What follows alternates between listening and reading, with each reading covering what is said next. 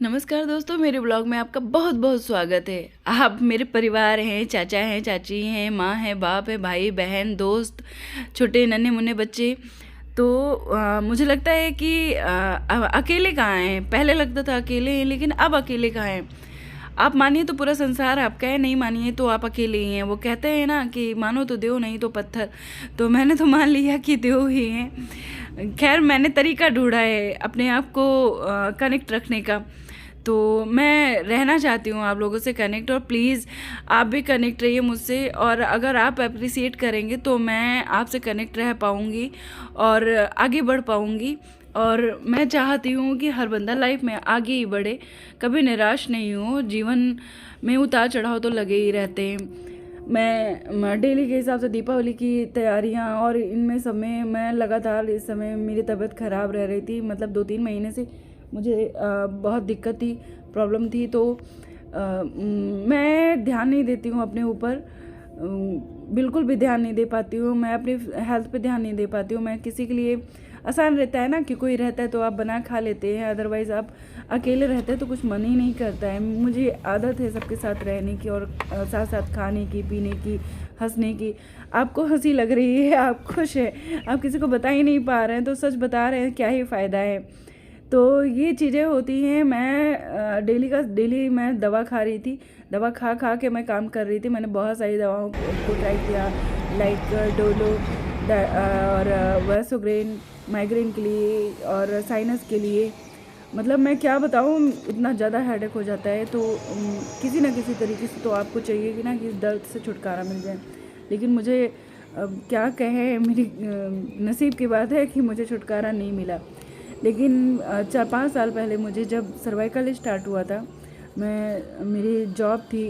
तो मैं छोटी सी जॉब करती हूँ कंप्यूटर ऑपरेटर की। तो होता है कभी कभी आप टाइप करते करते आपके हाथों में दर्द हो जाता है। मैं एक हाथ से ज़्यादा टाइप करती हूँ तो इसलिए प्रॉब्लम होती है। तो मुझे सर्वाइकल स्टार्ट हो गया था, मुझे पता ही नहीं चला। इसमें चक्कर आना, और मैं लगना, और फिर हेडेक होना, बहुत ज़्यादा गुस्सा आना, बहुत सारी चीज़ें लगती हैं, आपको पता नहीं चलेगा। लेकिन हाँ, ये सिम्टम होते हैं, मुझे भी नहीं पता था।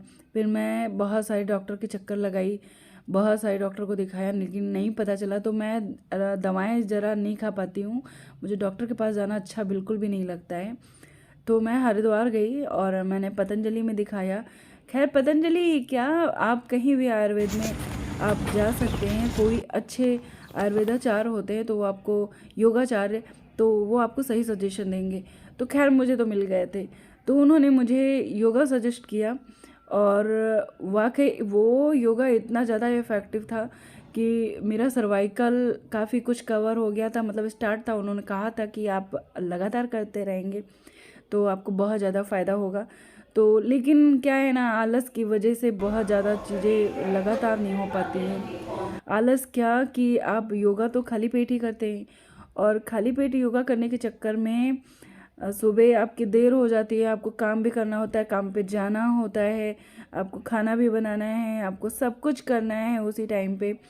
तो आप खाली पेट रहेंगे ज़्यादा देर तो मुझे तो खैर एसिडिटी की प्रॉब्लम हो जाती है, मेरा माइग्रेन बढ़ जाता है। तो मैं तो नहीं रहती हूँ, कोशिश करती हूँ कि नहीं रहूँ, क्योंकि मुझे नहीं रहना चाहिए।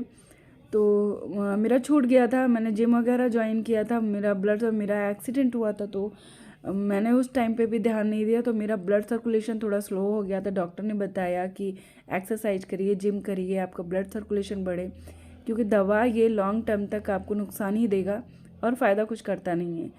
तो खैर, मैंने जिम वगैरह ट्राई किया, लेकिन डेंगू की वजह से वो भी कंटिन्यू नहीं हो पाया।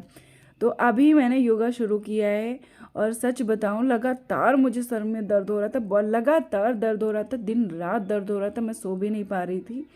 लेकिन 3 दिन से मैं योगा मैंने स्टार्ट किया, और मैंने आज तीसरा या चौथा दिन है आई थिंक।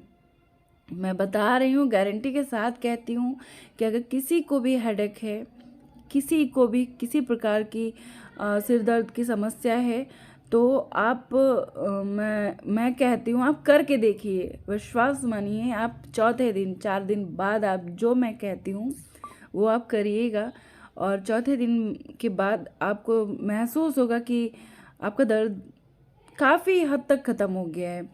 तो मैं नेक्स्ट डे बताऊंगी अर्ली मॉर्निंग जब मैं उठूंगी। फ़िलहाल मेरे शुक्रवार का व्रत था, आज मैंने पूजा पाठ कर लिया और मुझे तो लगता है कि मेरा तो ख़त्म ही नहीं होता है। मुझे बहुत अच्छा लग रहा है आप लोगों से कनेक्ट रह के। मुझे लग रहा है कि मेरी फैमिली मेरे आसपास ही है। आप भी मुझसे कनेक्ट रहिए। आप भी जताइए कि मैं आपके परिवार का हिस्सा हूँ। अगर आप मुझे सच में मुझे ज़रा सी मेरी चीज़ कोई आपको अच्छी लगती है तो प्लीज़ आप कमेंट करिए, लाइक करिए। और अगर आप कमेंट करेंगे, लाइक करेंगे, सब्सक्राइब करेंगे तो मैं जान पाऊँगी कि मेरा परिवार कितना बड़ा है और आप मुझे वाकई पसंद करते हैं। मैं चाहती हूँ आपके परिवार का हिस्सा बनना, और मैं ये भी चाहती हूँ कि मेरा परिवार का दायरा बढ़े। ये संसार तो बहुत बड़ा है, लेकिन मैं ये चाहती हूँ कि मेरे आसपास कितने लोग हैं। और मैं सच बताती हूँ, मुझे जितनी खुशी हुई है, पहले मैं ज़्यादा बात नहीं करती थी, बिल्कुल भी नहीं। मतलब दोस्तों से मिलती थी, हंसती थी, बोलती थी, बस उसके बाद फिर जैसे ही अकेले पड़ती थी वैसे ही चुप, काम करना और काम में फंसना, और बस यही डे रूटीन यही चालू रहता था। लेकिन कभी ये नहीं लगता था।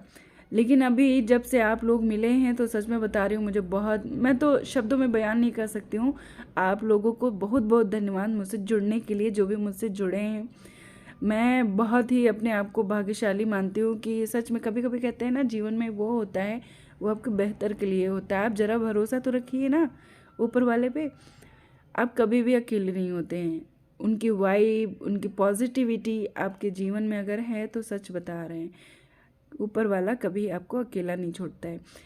और स्पेशली थैंक्स यूट्यूब प्लेटफॉर्म कि आप लोग मिले।